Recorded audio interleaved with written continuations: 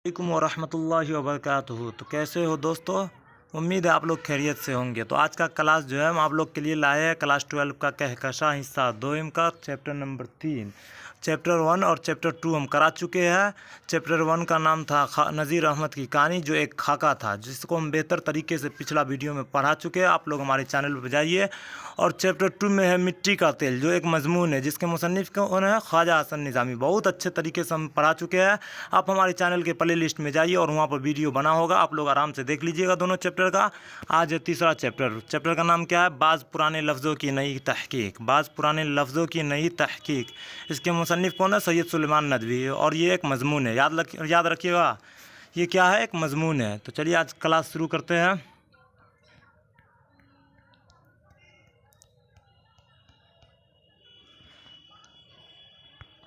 Chapter का नाम क्या है? बाज़ पुराने लफ्ज़ों की नई तहकीक। तो बाज़ पुराने लफ्ज़ों की नई तहकीक, नाम देखकर आप लोग को थोड़ा सा डर लग रहा होगा, क्या किस टाइप का नाम है? घबराने का कोई बात नहीं है। बाज़ पुराने लफ्ज़ों की नई तहकीक, इसके अंदर आप जब समझिए ये कहना क्या चाह रहा, मतलब इसके पॉइंट के पीछे क्या कहा हुआ है। तो बाज़ पुराने मतलब कुछ ऐसे पुराने लफ्ज़ों है जिसको नई तहकीक मतलब फिर से जांचा गया और परखा गया किस टाइप का बोली था और कहाँ कहाँ इसको किस किस लफ्ज़ में यूज़ किया जाता था। तो चलिए देखते हैं, आज का क्लास शुरू करते हैं। तो इससे पहले हम मुसन्निफ़ के बारे में जान लेते हैं, जो सैयद सुलेमान नदवी इसके मुसन्निफ़ है। चलिए शुरू करते हैं आज का वीडियो। 19वीं सदी के अवाखिर में एक मिनट रुक जाइए। 19वीं सदी के अवाखिर में जिनकी शख्सियात ने आंखें खोली और 20वीं सदी के आगाज़ में जो मदारिस इस्लामिया से फारिग होकर कौमी मंजरनामे पर उभरने में कामयाब रहे, उनमें मौलाना अबुल कलाम आज़ाद के साथ सैयद सुलेमान नदवी का नाम अहमियत हासिल है। देखिए यहाँ पर क्या कह रहा है, 19वीं सदी के आखिर में चंद शख्सियात मतलब कुछ ऐसे शख्स थे जिन्होंने आंखें खोले और 20वीं सदी में फिर से आगाज़ में मतलब 20वीं सदी के शुरुआत में जो मदारिस इस्लामिया से फारिग होकर मतलब इस्लामिया नाम का मदरसा था उससे फारिग होकर कौमी मंजरनामे पर उभरने में कामयाब रहे। इनमें मौलाना अबुल कलाम आज़ाद, इनमें जो है मौलाना अबुल कलाम आज़ाद के साथ सैयद सुलेमान नदवी का नाम भी बहुत अहमियत हामिल है, मतलब बहुत अहमियत रखता है। सूबाए बिहार के एक मरदम खैज़ बस्ती दसना, जो अब नालंदा ज़िला में वाक़ है। देखिए इसकी पैदाइश कहाँ ये बताया जा रहा है। सूबाए बिहार मतलब बिहार राज्य के अंदर एक मरदम खैज़ बस्ती दसना, जो अब नालंदा ज़िला में मौजूद है। मतलब बस्ती का नाम क्या है? मरदम खैज़ बस्ती। बस्ती का नाम अगर पूछे जाएगा सैयद सुलेमान नदवी ने किस बस्ती में पैदा लिया, तो मरदम खैज़ बस्ती।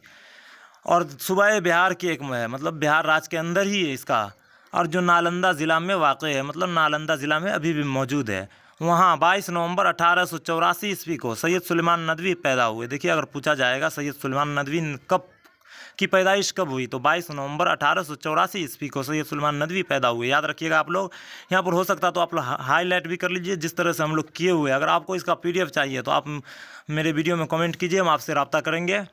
इनके वालिद का नाम हकीम सैयद अबुल हसन था। अगर पूछा जाएगा सैयद सुलेमान नदवी के वालिद का नाम क्या था, तो हकीम सैयद अबुल हसन था। अपने गांव और आसपास के मुतअद्दिद बस्तियों के उलमा से इब्तिदाई तालीम हासिल करने के बाद सैयद सुलेमान नदवी आगे की तालीम के लिए फुलवारी शरीफ और फिर मदरसा इमदादिया दरभंगा में दाखिल हुए। देखिए यहाँ पर क्या कह रहा है, अपने गांव और गानो लिखा हुआ तो पढ़ा जाएगा अपने गांव और आसपास की मुतअद्दिद मतलब कुछ अलग ख़ास बस्तियों के उलमा जो थे उससे शुरुआती तालीम हासिल करने के बाद सैयद सुलेमान नदवी आगे की तालीम के लिए कहाँ चले गए? फुलवारी शरीफ और फिर मदरसा इमदादिया दरभंगा, जो अभी लारिया सराय में मौजूद है, वहाँ चले गए।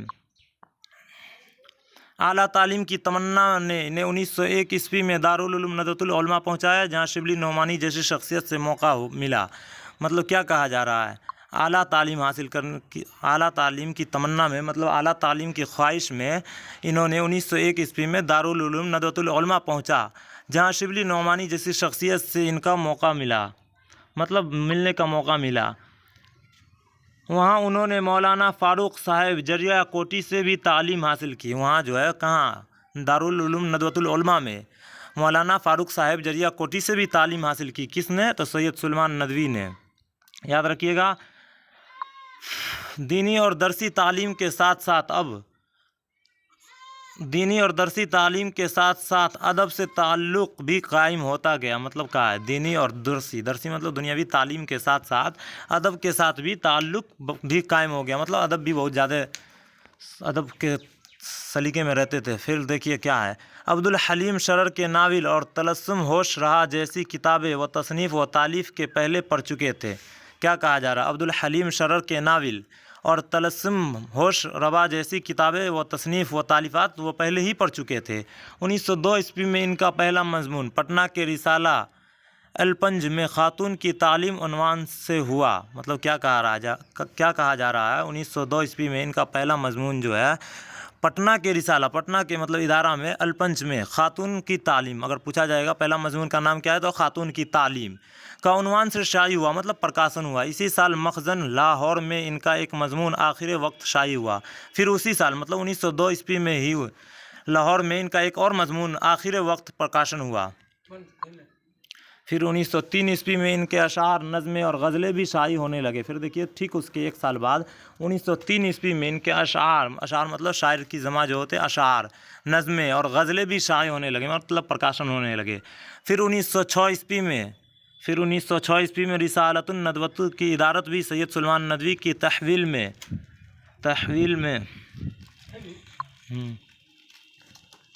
میں آ گئی، مطلب اس کے اندر آ گئی۔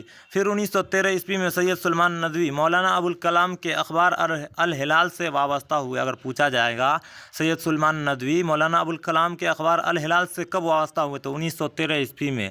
اگر پوچھا جائے گا کس کے اخبار سے، اخبار کا نام ہے الہلال، اور کس کا ہے تو مولانا ابوالکلام آزاد، اور کب تو 1913 عیسوی میں۔ یاد رکھیے گا یہ پوائنٹ۔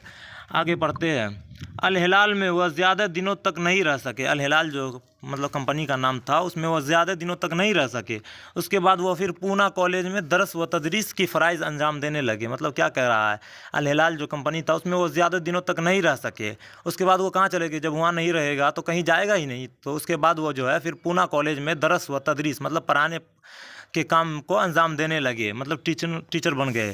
اسی بیچ شبلی نعمانی کی وفات کے ساتھ ساتھ انہوں نے پونا کالج سے الگ ہو کر دارالمصنفین اور استاد کے باقی ماندہ کاموں کی تکمیل کے لیے خود کو وقف کر دیا۔ مطلب کیا ہے، اسی بیچ شبلی نعمانی کی وفات ہو گئی تھی اور انہوں نے پونا کالج سے الگ ہو کر دارالمصنفین اور استاد کے باقی ماندہ کاموں کی تکمیل کے لیے خود کو وقف کر دیا، مطلب خود اس کے ٹائم دینے لگا۔ پھر کیا، وہ ندوۃ العلماء کو مزید بہتر بنانے کے لیے ملکی سطح پر کوشاں رہے۔ پھر کیا ہے، وہ ندوۃ العلماء جو ہے اس کو مطلب اونچے بہت بہتر بنانے کے لیے ملکی مطلب دوسرے ملک سطح پر کوشاں چندہ وندہ کرنے گئے تھے، چرچا کیے تھے، وہی بتا رہا ہے۔ پھر سید سلیمان ندوی کثیر التصانیف ادیب تھے۔ سید سلیمان ندوی جو تھے کثیر التصانیف اور ادیب تھے۔ عربی ادب، اسلامیات، تاریخ، سواء اور ادبیات اور ترتیب و تدوین ان کے خاص میدان ہیں۔ کیا کہا جا رہا ہے، عربی ادب، اسلامیات، تاریخ، سواق اور ادبیات اور ترتیب جو ہے ان کے تدوین کے خاص میدان ہیں۔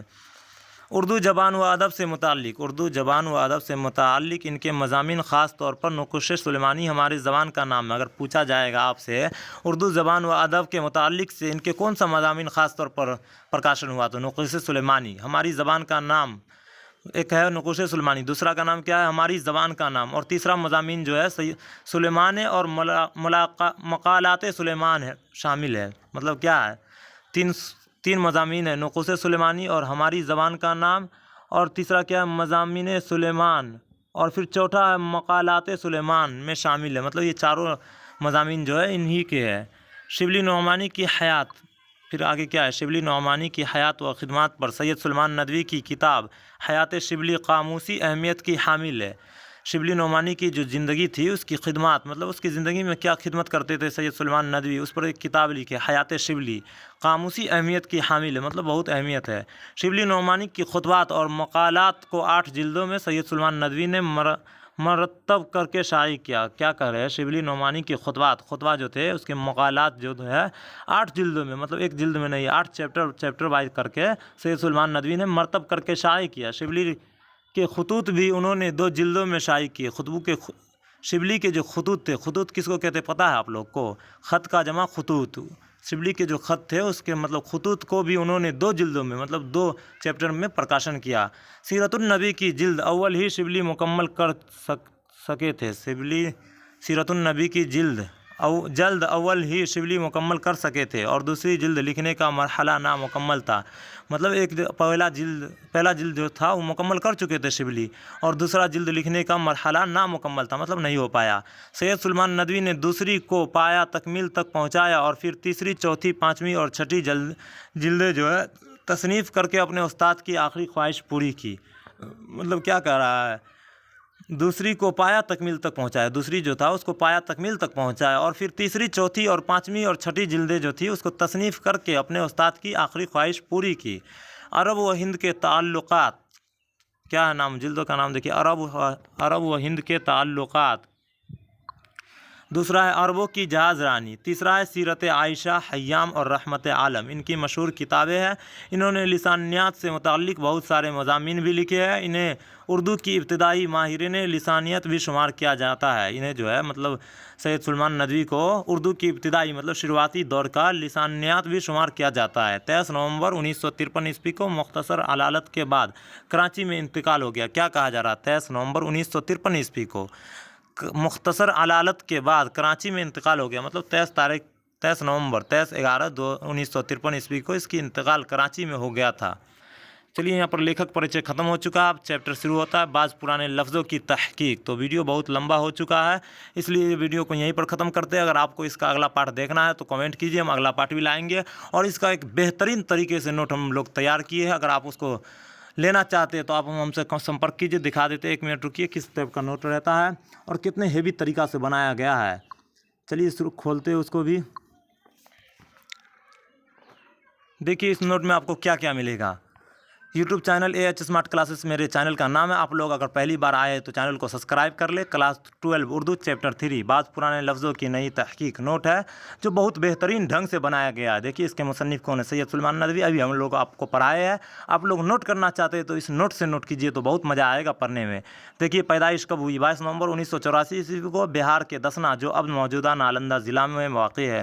یہاں پر دسنا جو ہے تھوڑا سا غلط ہو گیا، آپ لوگ بعد میں اپنا مطلب کتاب سے دیکھ کر ملا لیجیے گا۔ بہت ہیوی طریقے سے نوٹ ہم لوگ بنائے ہیں، دیکھیے پورا اچھے طریقے سے اچھے ڈھنگ سے بنا چکے۔ اب کتنا ہم بنائیں گے، ویڈیو بہت لمبا ہو چکا ہے۔ تو ملتے ہیں اگلے ویڈیو میں۔ السلام علیکم ورحمۃ اللہ وبرکاتہ۔